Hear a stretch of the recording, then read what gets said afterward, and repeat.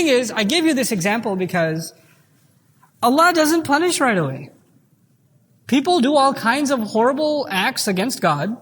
They do injustices towards one another. Injustices that He warns you shouldn't do, that have dire consequences. The only problem is, you don't see those consequences. I used to often give the example of back in the day, some ancient times where a man has a slave. And this slave, he tells him, you can do whatever you want inside of this field. But I've drawn a line, don't step foot on the other side of the line. And the slave says, fine. I'm at least free within this acreage. So this slave is doing his thing, and one day he trips, and guess where he falls? Over the line. The moment he falls over the line, where does he look? His eyes go straight to the master, sitting in the distance. Am I in trouble? And the master doesn't even get up, doesn't budge. And he comes and apologizes, and the master says, it's okay, it was a mistake. And he's shocked that he wasn't in the kind of trouble that he thought he'd get into. So the next day, he's just kind of walking along the edge of the line and pretends to fall. And no consequences. And so he gets into the habit of not only pretend falling, and now one day he's just walking one foot on this side, one foot on the other side.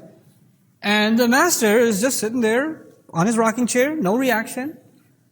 Until eventually the slave is always on the other side. He's just out. Years go by. One day the master calls him and says, hey, so you remember like 7 years ago I told you not to go on the other side? He goes, yeah, that was funny. He goes, so I've been counting the times you went, and I've decided to punish you for all of those times today. You're kidding, right? No, I'm serious. You're going to pay for all of that now. Is that a shocker?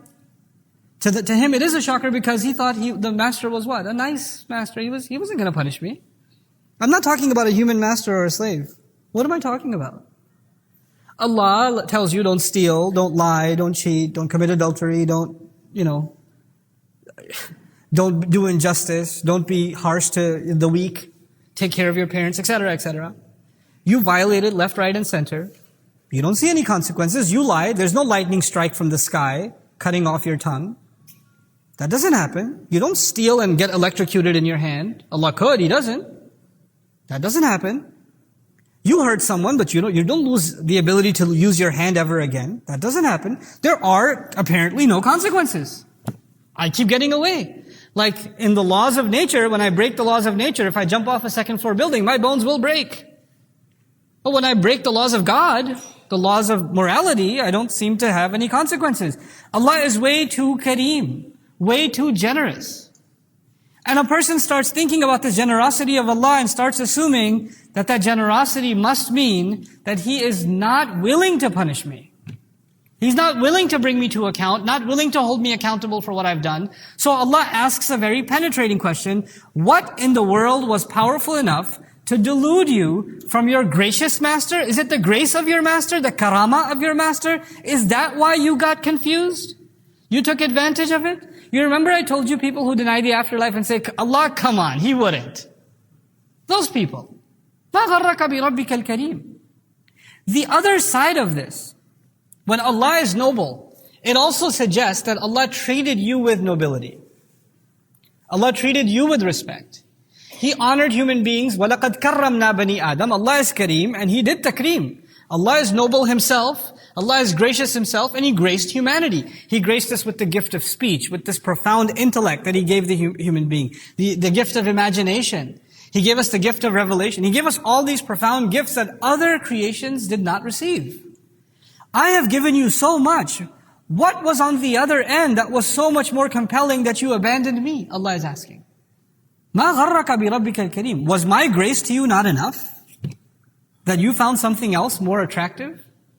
Ma in Arabic can do two things. Ma can mean what? What confused you? What deluded you? What deceived you? Literally the word what. But the word ma can also actually be personified.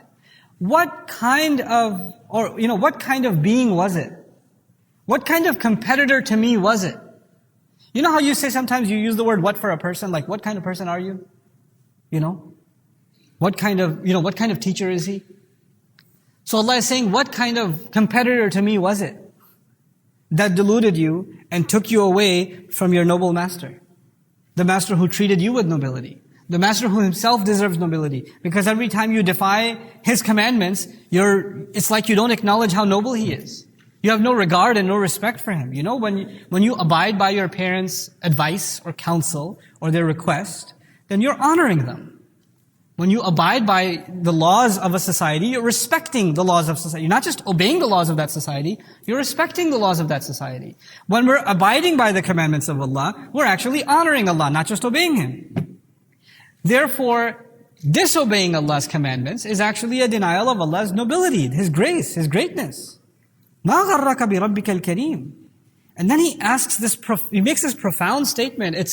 There's somewhat of what might seem at first glance as a redundancy here, but I'll try to explain it to you bit by bit so it'll make sense. First I'll translate. الَّذِي خَلَقَكَ فَسَوَّاكَ فَعَدَلَكَ فِي أَيِّ صُورَةٍ مَا شَاءَ رَكَّبَكَ. This is one continuous statement. Meaning your master who created you, who then balanced you or evened you out. Sawwaka, you can also translate as, and he put finishing touches on you. You know, first the wall is made with the ancient bricks and stone, and then there's a plaster that smooths out and makes everything even. That's taswiyah. To put the finishing touches on something. So he didn't just make you raw, he actually put refined finishing touches on you. This is the nature of how Allah creates. سَبِّحِ اسْمَ رَبِّكَ الْأَعْلَى الَّذِي خَلَقَ فَسَوَّى. So here, خَلَقَكَ فَسَوَّاكَ. Same words again. He creates and then he puts finishing touches. He beautifies. He didn't just make the orange, he designed the gorgeous peel. You know, he didn't just make the animal, he colored the fur. He did all kinds of finishing touches on creatures and on humanity. But then he adds فَعَدَلَكَ, which means he balanced you. The redundancy, apparent redundancy, is that the word adal and taswiyah are similar. Adal means balance, and taswiyah also means balance in some cases, to equalize. Okay? But first I'll translate and I'll share some of the subtleties that are inside this remarkable word. فِي أَيِّ صُورَةٍ مَا شَاءَ رَكَّبَكَ. In whatever form He wanted. In whatever shape He wanted. And it's actually, whatever is not a good translation, أَيْ لِلتَّعَجُّبِ. Which means, in what remarkable form did He decide to shape you and to build you piece by piece? Rakkabak, actually to put together layer after layer after layer. I'll get into the etymology a little later. So for now, the first thing. When Allah describes His creative power, He usually mentions two things. Either He mentions one, He created, الَّذِي خَلَقَ. Or He'll say, for example, خَالِقُ كُلِّ شَيْءٍ, the creator of all things. But when He speaks about all creation, the most elaborate description that you get is الَّذِي خَلَقَ فَسَوَّى. He created and He put finishing touches. He balanced. He, evened out. That's the kind of verbiage you find. For human beings, Allah used an additional term, فَعَدَلَكَ. And He made you even. Now it's already even like every other creation, but apparently Allah is saying there's a level of evenness or balance to the human being that wasn't granted to any other creature. And so an additional word is necessary to illustrate how human beings are actually different in the way Allah created them from all other creation. Al-'idl nisful himl yakun ala ahadi janbay al-ba'ir. Idl in Arabic, from which the word balance comes, is actually, when they used to load stuff on a camel, you can't really put stuff on top of a camel because it's kind of a narrow back. So you have to load stuff on the sides. But the thing is, if one side is too heavy and the other side not heavy enough, what's going to happen to the luggage? It's going to just flip over and tip. So you have to balance the weight on this side with the other side. One of the sides is called idl, the other is called ma'dul.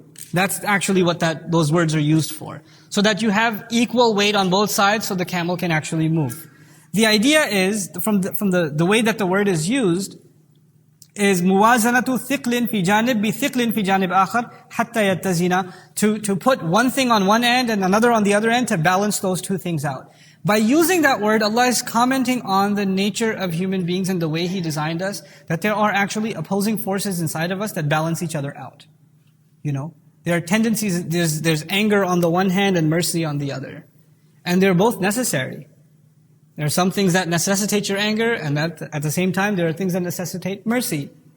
There's strength and delicacy. There are some things that require all of your might, and other things that require you to be very crafty and very delicate. There's your mind and your heart. Your mind is a rational, machine. It calculates, it makes decisions. But there are many decisions that you cannot just make purely based on reason. You have to actually involve emotion. You have to be merciful in your decision, patient in your decision, kind in your decision. Those are not rational forces.